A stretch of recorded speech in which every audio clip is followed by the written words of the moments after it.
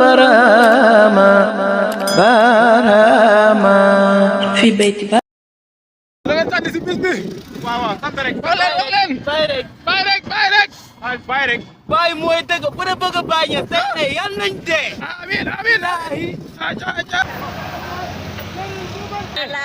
kontaan nga kontaan nga kontaan rek nga ñoom ñëpp a kontaan waaw ñëpp génn nañ ñëpp génn nañ ñëpp génn nañ sëriñ bi loo xam si bés bi macha allah kontaan rek.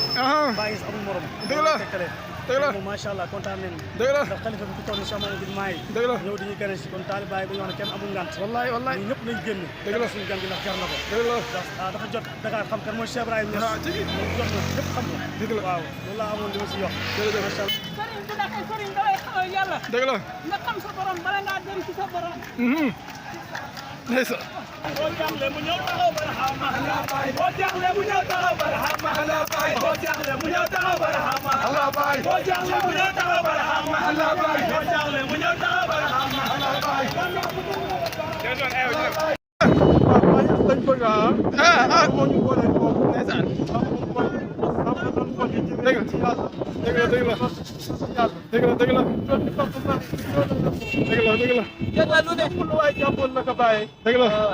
ndax moom mooy représentant Baye fépp ci àdduna kon Fatima yi ñu koy ñaanal yàlla da ko waa ahlan wa sahlan xatal bikum amin Dakar ak jàmm ndokkeel waaw tey moom fi sant yàlla dëgg dëgg dëgg xalifa général de la mais bëri na Baye waaye nag international